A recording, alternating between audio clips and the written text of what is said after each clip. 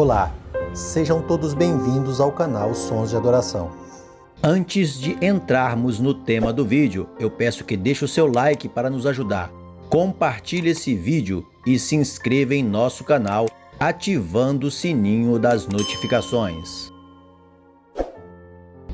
Após a partida repentina da bispa Keila Ferreira, amigos e pastores demonstraram o seu carinho e também expressaram a dor que estavam sentindo pela perda da grande amiga de caminhada e ministério.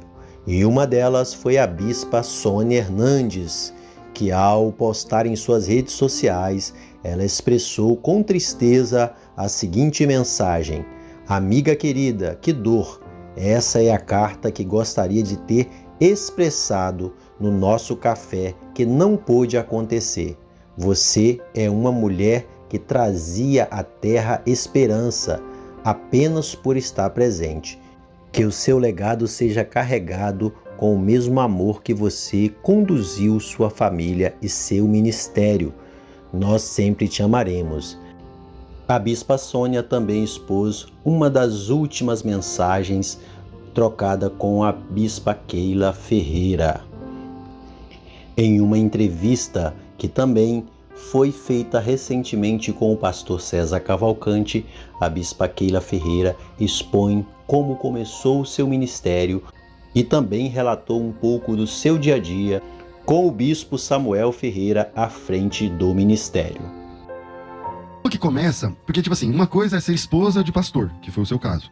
Filha de pastor, esposa de pastor. Mas quando começa o seu ministério, que você entende, que você fala assim, não, aqui eu não estou apenas como figurante, ou então, não que não seja importante, claro que a esposa, claro que em casa aconselha, eu até quero saber mais sobre isso, mas quando que você começa a ter uma participação daquilo que a gente viu no vídeo aqui agora? Pastor, eu tive um chamado divino mesmo. Eu tinha entre 14 e 15 anos. Eu sempre procurei muito Deus, eu queria ter a minha experiência com Deus. Eu sempre acreditei que Deus não tinha neto, Deus tinha filho. E eu via, né, meus avós, meus pais, mas eu queria ter as minhas experiências. E eu buscava demais isso. Eu não tinha idade ainda para frequentar um seminário, mesmo seminários sem ser no modelo de internato. Então eu lia a Bíblia demais. Eu tava, tudo quanto era livro eu ia lendo. E eu comecei a trabalhar na ETAD, na época, com o Ministério Bernardo Johnson. É porque em Campinas. Em Campinas. Né? Então aquilo ali começou a me atrair. E entrei nessa idade de 14, 15 anos, eu realmente tive um chamado de Deus. Eu recebi de Deus um chamado forte. Na minha compreensão na época, eu achava que era um trabalho para missões. Entendi. Ser missionária em algum lugar, porque era aquilo que toda mulher podia fazer. Eu nunca imaginava... Tem isso também, né, cara? Porque, tipo assim, você não podia pregar, você não podia você tá entendendo? Você não podia ensinar, então, tudo que Deus falava comigo, na minha cabeça, não, eu vou fazer tudo isso, eu vou pregar para as nações, eu vou fazer um monte de coisa e vou ser missionária. Então, quando as coisas começaram a acontecer, eu falei, meu Deus, mas qual o contexto da nossa aliança? E eu me lembro que nesse dia, era um congresso de jovens, e eu fui pra frente, e foi uma experiência muito única, e eu levo ela pra vida. Deus falou muito comigo. Deus falou assim, olha, eu tenho uma aliança com você, é eu, você e um povo. E eu fiquei, meu Deus, mas como assim eu, você e um povo? Esse povo tá em algum lugar do mundo, tá na África, tá? Não, é eu, você e um povo. E eu fiquei com aquilo, depois me esqueci. Quando a gente começou a pastorear, e aí alguma coisa começou a vir, mas Senhor, como eu, o Senhor e um povo? O que eu posso fazer de relevante para esse povo?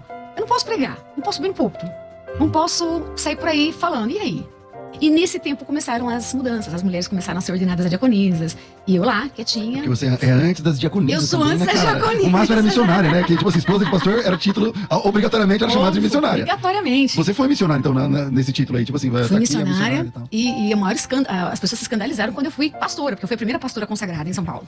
Não sabia. A Cassiane foi a primeira de Madureira. Depois todo mundo ficou chocado, mas ok, a Cassiane tinha que viajar muito, fazia um trabalho, então foi reconhecido o pastorado dela, né? Isso foi um grande avanço. Que também foi Madureira, né? Foi Madureira e foi um grande avanço, mas demorou muito dela para as outras começarem, as que estavam pastoreando o campo, demorou bastante. As esposas do pastor ainda continuava missionária. Tudo missionária. E um dia me chamaram lá, dobra o joelho, você está sendo ordenado ao pastorado. Aí eu quase que eu desmaiei, eu falei, Senhor, eu não entendi nada, o que é isso? A hora que eu abri o olho, uma parte estava disfarçando muito, porque precisava. Outra parte estava bem feliz, uma parte bem pequena. E outra parte bem assim. A parte feliz era pequena? A parte feliz era bem pequena. A parte feliz era meu marido, acho que meu pai. E o resto assim, o que essa garota vai fazer agora, né? Porque eu ainda era muito nova. Então... Mas isso você era de Campinas ou já era do Brás? Já tava no Brás. E aí foi um negócio bem complicado. Porque... Como é que foi mudar de Campinas? Tipo assim, você viveu Rio de Janeiro, adolescente, e Campinas, né? E mudar pra São Paulo, cara? Tipo assim... Desafio total, pastor. Total. Porque Campinas, a gente tinha meu sogro passou a igreja para nós e nós tivemos um desafio muito grande. Eu e Samuel, nós crescemos ali da adolescência para a juventude. Não é fácil dirigir uma igreja que você cresceu lá, né, mano? Nós tivemos que mostrar para as pessoas o seguinte: olha, nós somos colegas de adolescente, nós somos colegas na juventude, mas agora nós somos pastores de vocês. Isso a gente teve que fazer com muito zelo, para não perder ninguém. Porque as pessoas, elas tinham uma dificuldade de entender essa mudança. Mas... Porque lá, por mais que... acho que até não é culpa das pessoas. Tipo assim, ele é o Samuel, né, mano? Exatamente, é o Samuel, exatamente. Entendeu? Mas Deus foi tão bom que a graça era uma coisa tão fenomenal que as pessoas começaram por si próprio, não houve uma imposição a reconhecer e entender assim, não, eles não estão aqui porque ele é filho ou ela é nora, não, eles estão aqui porque Deus escolheu mesmo esse tempo, Deus escolheu eles para esse tempo. E você aqui. gostava de estar ali em Nossa, Campinas, apaixonada, aquela igreja maravilhosa, marcou assim os melhores momentos da minha vida.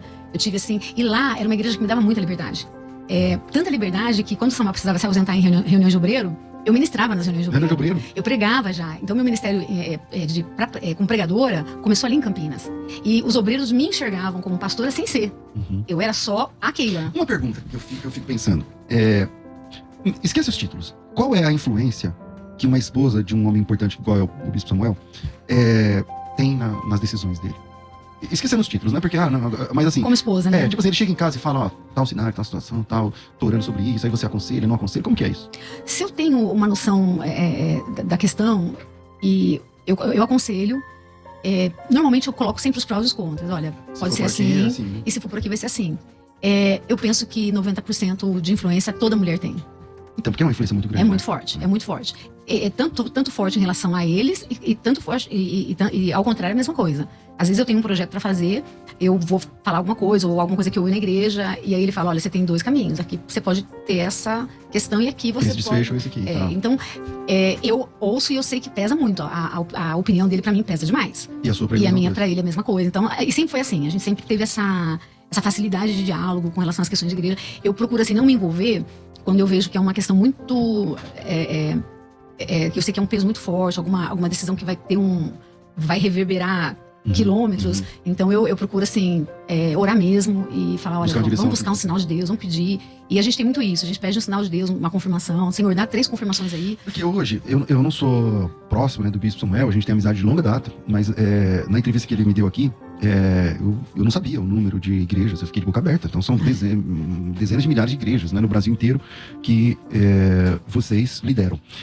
Quando que começou esse volume na sua... Porque lá em Campinas tudo bem, é só Campinas, né? Então você tem Campinas, as congregações, não sei o que, aquela coisa de pastor, como eu vivo assim, por exemplo. Mas daí para centenas de igrejas e milhares de igrejas, como que começou essa mudança? Começou aqui no Brás e na sequência quando ele se tornou presidente da Convenção do Estado. E depois quando ele se tornou presidente executivo da Convenção Nacional. Aí foi uma avalanche. Aí não tem horário mais, né? Não tem. Porque todos os trabalhos que a gente faz é aqui e fora do Brasil também. Então Madureira consegue manter uma unidade dentro do Brasil e fora do Brasil. E muitos lugares, São né? muitos lugares. Qual papel você desenvolve no nacional e no mundial, assim? No nacional, eu trabalho muito com as pastoras, com a liderança, né? Sempre trabalho com elas. Tem o Congresso da CIBEM, que é um congresso fundado pela irmã Zélia Macalão ainda. Depois a irmã Esther foi presidente, e eu sou a terceira presidente desse congresso. Ele tem 54 anos de fundação, né?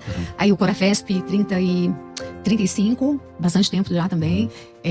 O que são essas coisas? Porque a Assembleia não gosta de sigla. Então você já falou umas 3 ou 4 siglas. Então vamos lá. A CIBEM é Confederação de Irmãs Beneficentes Evangélicas. O que eles fazem? O que elas fazem? A início, ele foi criado para as irmãs se reunirem, para ficar fazendo ajuda social, aquela coisa toda. Só que aquilo virou uma grande escola de obreiras. Que legal. Já na gestão da missionária Esther, ela tratava do social, a gente trata também, né? Os estados trazem relatório de tudo que a gente consegue alcançar em questão de ajuda social, mas ela era muito visionária. Então ela via lá na frente. Ela continuou trazendo a questão social, mas ela começou a implantar as mulheres pregando, as mulheres no púlpito, as mulheres com o microfone. E você já participava sem ser presidente? Eu era secretária dela. Que legal. Secretária dela, e servia ela com todo o amor do mundo, né? E ela me ensinou demais. Se você me pergunta quem é a sua referência de liderança feminina, Esther Verguiniano, sem sombra de dúvida. Você trabalhou com ela, mesmo estando em Campinas? Nossa, ela me ligava em Campinas, que ele precisa de você aqui, pra fechar uma programação de congresso. Nossa, eu estava em São Paulo em menos de uma, rapidinho. Os meus filhos têm uma memória muito engraçada. Você trabalhou quanto tempo com a eu trabalhei com ela 20 25 Não, essa que era essa pergunta. Ela é sua referência? Então, quando alguém pergunta assim, tá, quem é sua referência de liderança feminina? É. Ela. Esther Vignano, completamente. Que legal. E então tem esse Cora Festa. O que foi mais fundado outra por sigla você ela. falou? Congresso de Oração e Ação Feminino de Esse São aí. Paulo. Esse Tá. que é o que ela fundou. A outra sigla que você falou, qual que era? A CIBEM. CIBEM. O que é CIBEM? Como é que funciona? Confederação de Irmãs Beneficência Nacional.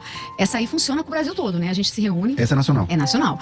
Agora no Rio, a gente se reuniu agora depois pandemia em Maceió. Nós tivemos um congresso lá de 6.800 mulheres Caramba. do Brasil inteiro. E agora a gente vai pro Rio de Janeiro, vai ser no Rio Centro. Que legal. E no Rio o número é maior também, né? E você preside essa mulherada Toda toda. essa mulherada. E aí essa mulherada agora inventou de fazer esses congressos no exterior. Então Também a gente tem a congressos CBU. fora. Como chama? CBU, que é a CIBEM da Europa. Aham. Tem a CBUSA, que é dos Estados Unidos. Né? E agora a gente tá em maio, no final de maio, eu tô indo pra África, porque as irmãs lá Tá vendo aí a uma revelação CIBEM lá de na trás? África. Tá vendo, Exatamente. missionária? Eu ficava assim, pensando, meu Deus, vai ser assim, né? E hoje que eu vejo Deus mexendo essas coisas, e eu entendi, Senhor, o Senhor me chamou lá atrás, eu pensava que era uma coisa e era outra.